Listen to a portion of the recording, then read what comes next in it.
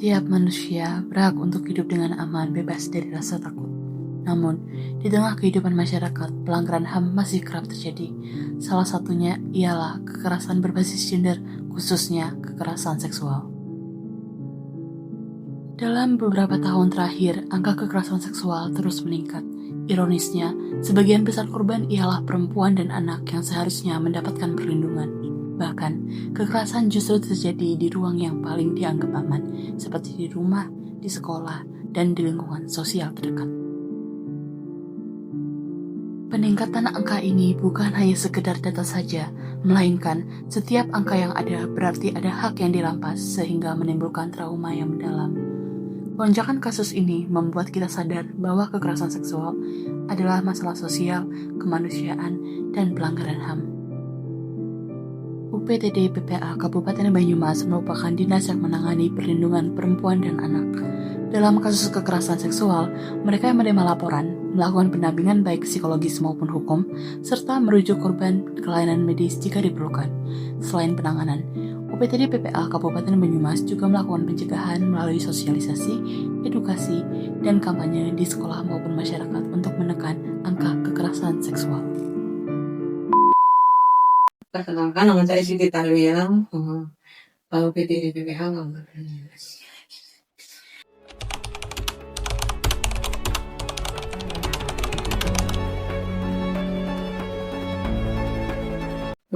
Tugas kami dari PPA Kabupaten Banyumas adalah kami tugasnya berupa layanan ya. Kami ada pelayanan pengaduan masyarakat, penjangkauan korban, ada pengelolaan kasus, ada penangguhan sementara, mediasi, dan pendampingan.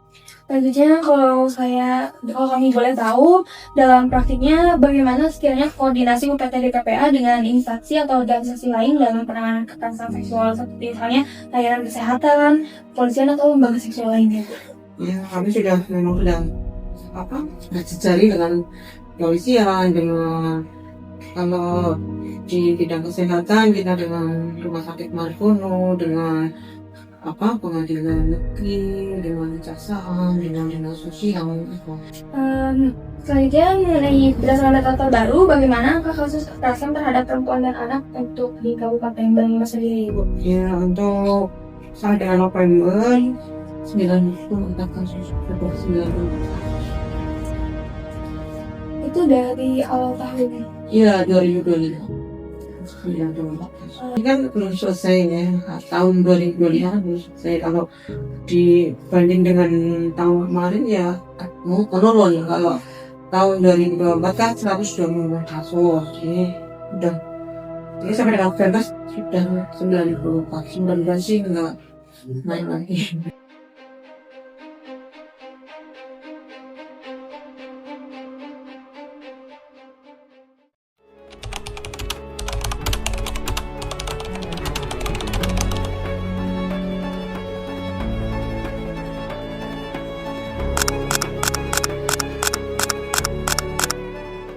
Ya, kebanyakan KDRT seksual juga, seksual pada anak nih. Kalau boleh, apakah Ibu bersedia untuk menjelaskan beberapa bentuk spesifik atau menceritakan kasus kekerasan seksual pada perempuan dan anak yang pernah ditangani sebelumnya, Ibu? Yang terbaru incest ya. Ayah kandung terhadap anak perempuannya sampai hamil melahirkan. Terbaru ini.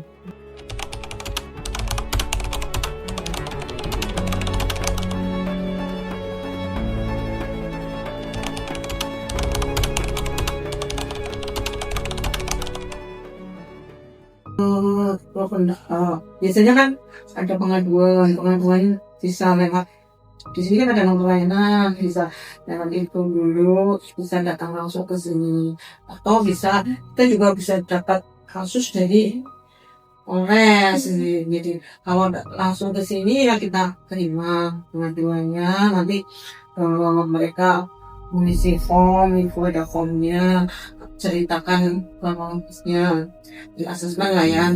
Nanti umpamanya butuhnya konseling, kita jadwalkan konseling, mau dari psikolog, mau banyak tentangnya apa benar-benar hukum ya kita layani dengan apa konseling hukum.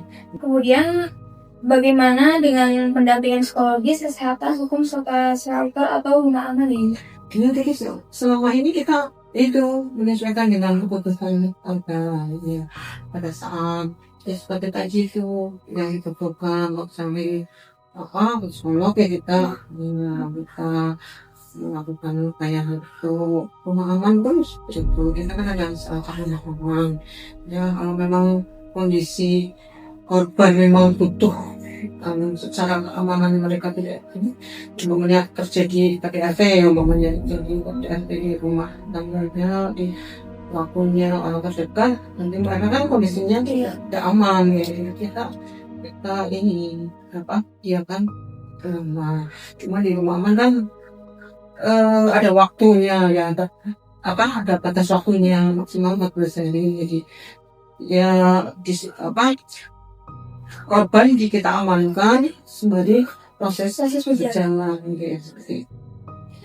Ya untuk kesehatan juga sama kita sudah apa bekerja sama atau dijalin dengan rumah sakit gunung saat ada yang membutuhkan umpamanya kesehatan kita dengan membantu juga kita menuju ke rumah sakit gitu.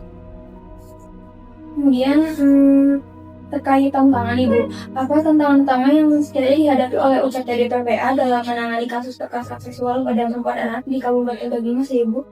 Tantangannya kita kerjanya sangat terbatas karena kita melayani suatu kabupaten, kita kan wilayahnya kabupaten 331 desa sama desa dan kelurahan kan. Jadi dari ujung sampai ujung timur ya ini jaminan keamanan bagi korban dan pendamping masih kurang lah ya. Kita sebagai pendamping ya kurang jaminan keamanannya.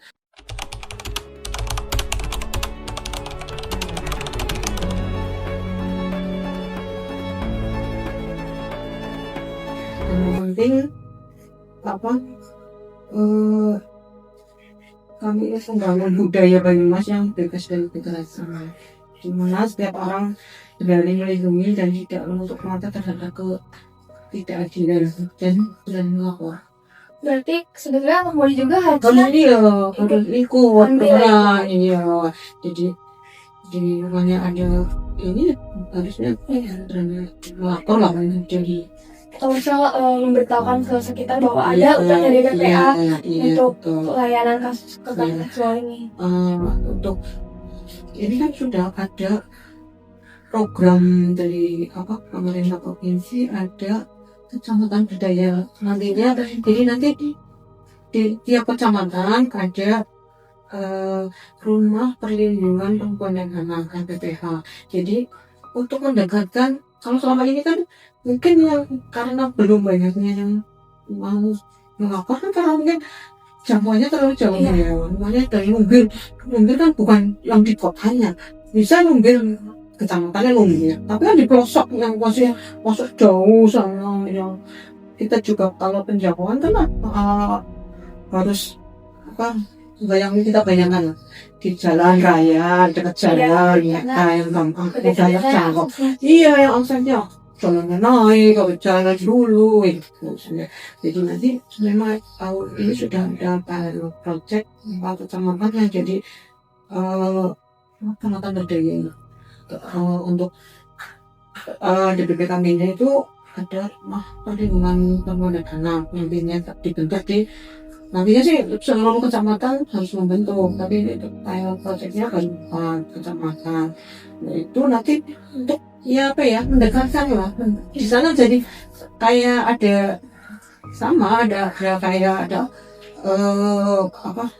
layanan misalnya ada layanan PPA juga kayak PTD tapi di kecamatan mereka yang berperan itu dari kakak dari anak dari pemuda-pemuda itu dari ya nanti Jadi mereka itu juga para pemuda. iya nanti pemudanya nanti di situ nanti juga mereka juga bisa jadi pelapor dan pelapor jadi mereka juga nanti rujukan akhirnya sih nanti ke UPTD jadi mereka juga kalau ada masalah di sana ada kasus paling tidak di asesmen dulu di sana bahwa asesmen awal di kecamatan itu kecamatan gitu nanti kalau umpamanya kasusnya bisa diselesaikan bukan di Jadi itu sebagai langkah preventif terkait iya menjangkau daerah iya sulit. betul nah, jadi kemungkinan juga karena itu terlalu jauh ke sini belum kalau di kecamatan kan juga gitu ya, jadi nanti peran dari PKK dari masyarakat tadi mereka akan pemudanya juga apa terus anak. Baik Ibu Siti, terima kasih banyak atas waktu dan pikiran yang sudah diberikan. Informasi yang diberikan sangat amat membantu. Kami harap juga semoga apa yang kami buat terkait film dokumenter ini juga dapat membantu mengedukasi masyarakat sekitar bahwa ada yang namanya UPTD PPA untuk melakukan pelaporan ya Ibu kan seksual dan sangat siap untuk membantu warga Kabupaten Banyumas. Iya, yang mengalami itu tadi kekerasan, diskriminasi, perlindungan.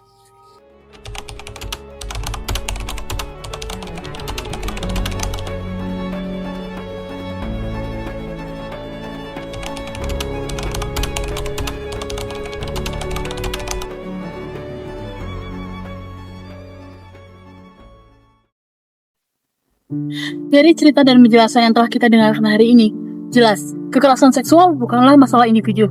Ini merupakan masalah kita bersama. UPTD PPA Kabupaten Banyumas telah bekerja dalam memberikan perlindungan, pendampingan, dan harapan bagi para korban. Namun, upaya itu tidak akan berhasil tanpa dukungan kita sebagai masyarakat. Mencegah kekerasan seksual dimulai dari keberanian untuk peduli, memahami, dan tidak tinggal diam. Setiap laporan, setiap edukasi, dan setiap langkah kecil bisa menyelamatkan seseorang dari kekerasan. Semoga hal ini dapat menyadarkan kita semua bahwa perlindungan perempuan dan anak adalah tanggung jawab kita bersama. Mari ciptakan Banyumas yang lebih peduli, lebih nyaman, dan aman bagi kita semua. I'll be watching you.